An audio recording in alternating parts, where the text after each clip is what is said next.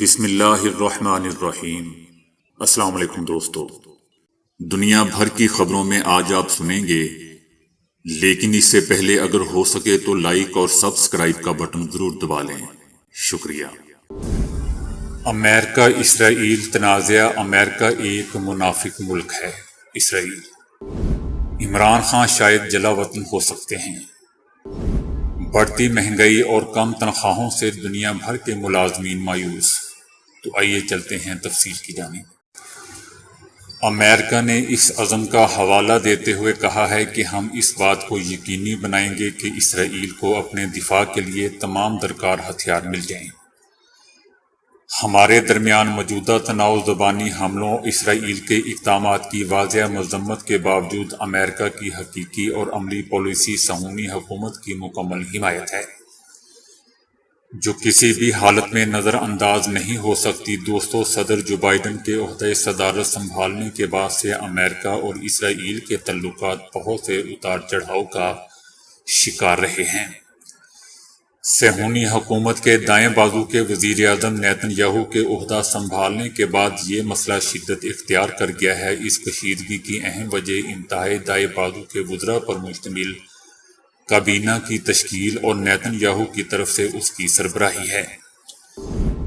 مثال کے طور پر نیتن یاہو کی عدالتی اصلاحات پر جو بائیڈن کی مخالفت کے بعد نیتن یاہو کے حکومتی اہلکاروں نے اسے اسرائیل کے اندرونی معاملات میں امریکہ کی مداخلت قرار دیتے ہوئے اس پر تنقید کی۔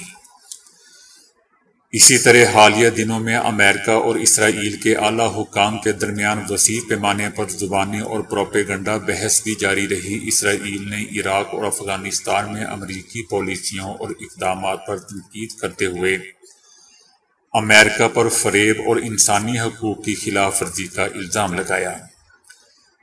اسرائیل نے کہا کہ افغانستان اور عراق میں امریکیوں اور ان کے اقدامات کے بارے میں دنیا جانتی ہے، انہیں انسانی حقوق کے بارے میں ہمیں تبلیغ نہیں کرنا چاہیے۔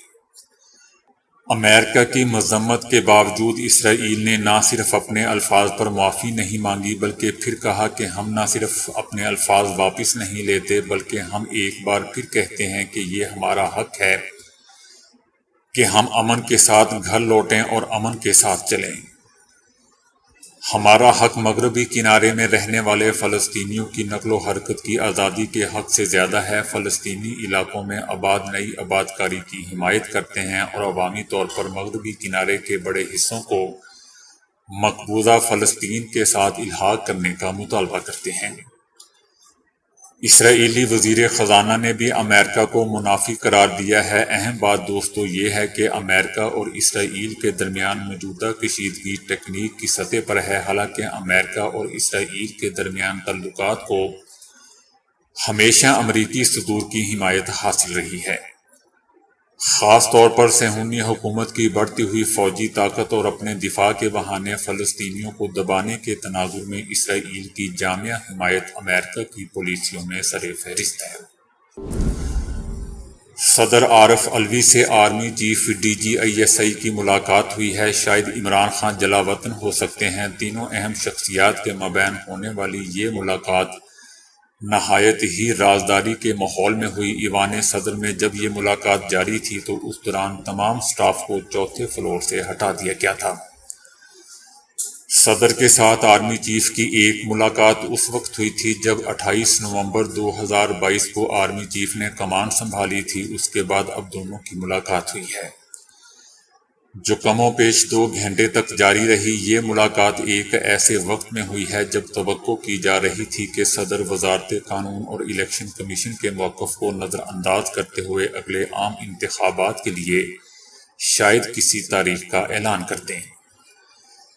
ذرائع یہ بتا رہے تھے کہ صدر عارف علوی انتخابات کے لیے نومبر کی کوئی تاریخ دینے جا رہے تھے۔ تینوں اہم شخصیات کے مابین ہونے والی یہ ملاقات نہایت ہی رازداری کے ماحول میں ہوئی۔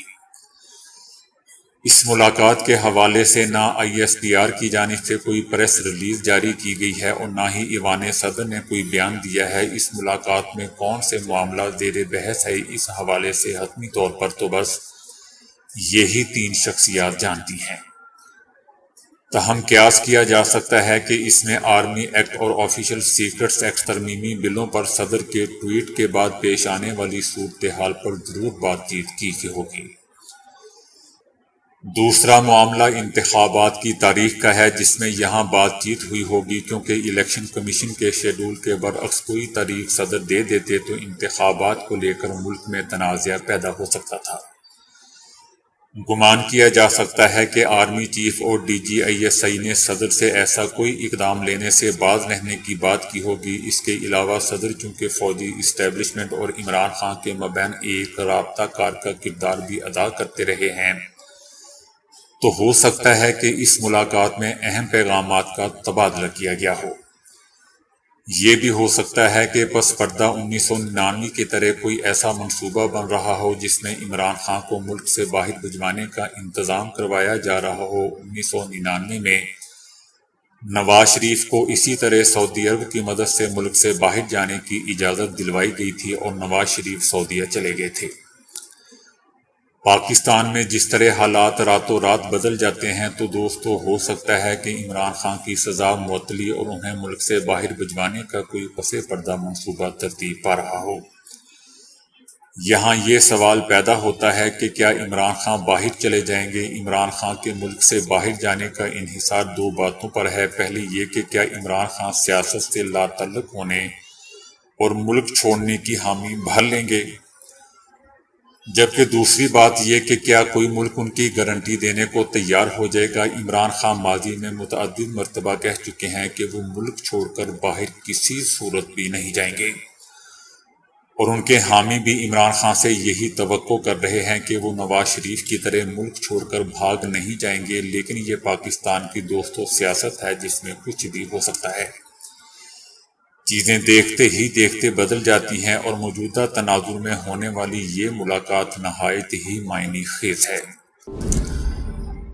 بڑھتی مہنگائی اور تنخواہوں میں اضافہ نہ ہونے سے دنیا بھر میں مختلف اداروں میں کام کرنے والے ملازمین مایوسی کا شکار ہونے لگے ہیں۔ برطانوی نشریاتی ادارے نے اپنی ایک رپورٹ میں گیلپ سروے کا حوالہ دیتے ہوئے کہا ہے کہ جب ملازمین کا خیال نہیں رکھا جاتا تو کام سے ان کا لگاؤ بھی ختم ہو جاتا ہے اور وہ بدل ہو جاتے ہیں۔ تنخواہ وہ پہلی چیز ہوتی ہے جس سے کوئی اپنے کام سے ناخوش ہوتا ہے۔ ناخوش ملازمین مارکیٹ میں نئی اسامیوں کی قلت کے باعث نوکری تو نہیں چھوڑتے، تاہم خاموشی سے کام کرنا چھوڑ دیتے ہیں۔ سروے میں مزید کہا گیا ہے کہ کام کم کرنے اور جن کا دل کام میں نہیں لگتا ان ملازمین کی شرح 60% ہو چکی ہے۔ کچھ کمپنیاں اور مالکان یہ سمجھتے ہیں کہ لیبر مارکیٹ میں ملازمتوں کے کم مواقعوں کے باعث کنٹرول ان کے پاس ہے، ملازمین کے پاس کہیں اور جانے کا موقع نہیں، اسی لیے وہ ملازمین کو مراعات نہیں دیتے، جس سے ملازمین میں بددلی بڑھ جاتی ہے۔ آپ شدید تھکے ہوئے ہیں اور آپ کو نیند بھی آ رہی ہے، لیکن آپ کے پاس کوئی اشد ضروری کام بھی ہے جسے رات بھر جاگ کر ختم کرنا بھی ضروری ہے۔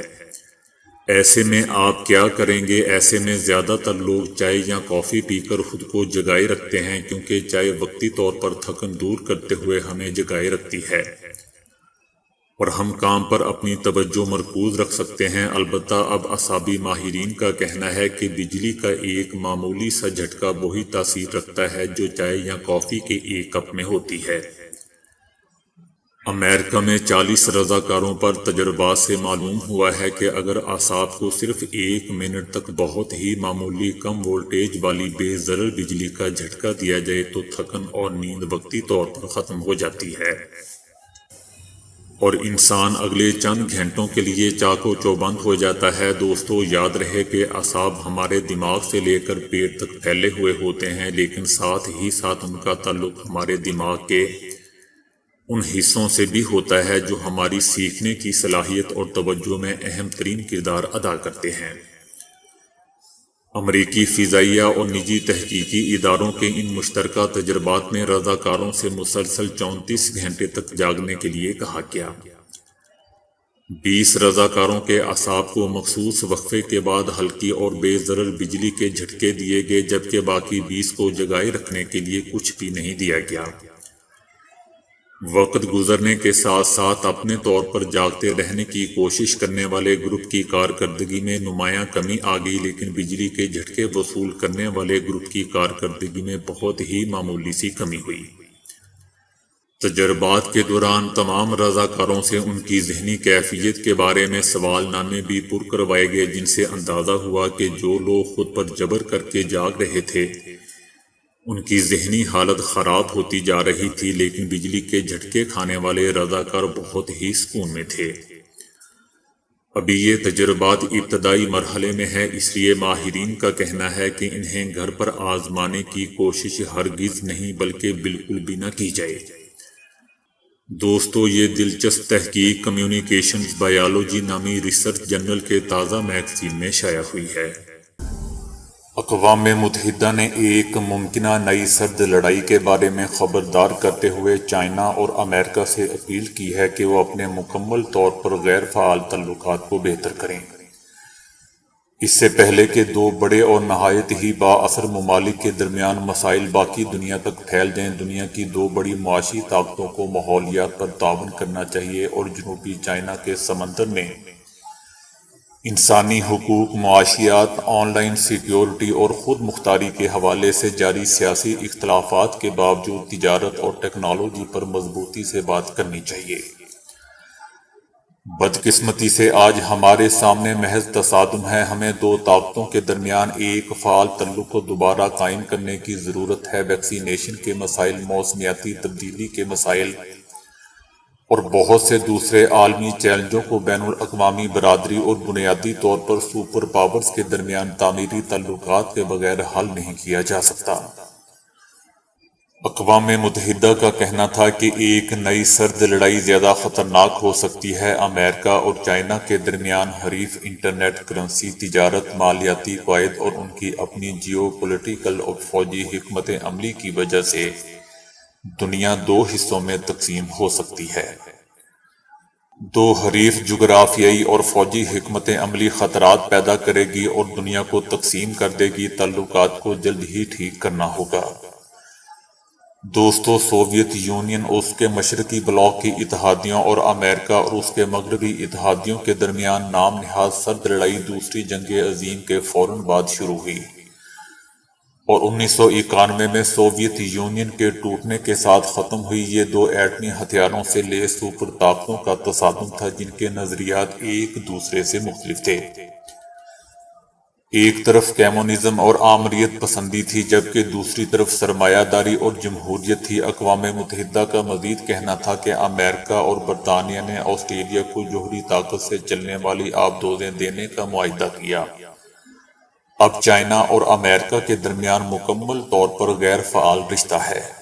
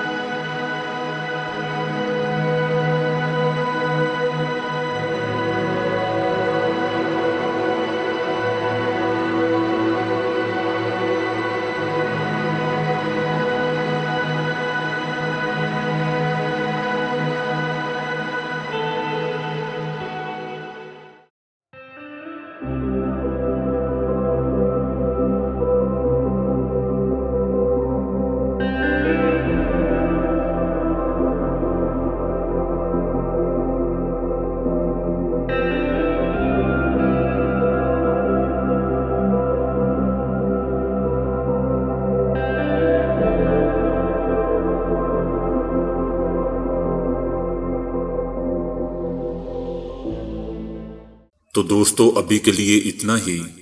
ویڈیو کو لائک اور شیئر کرنے کا بہت بہت شکریہ۔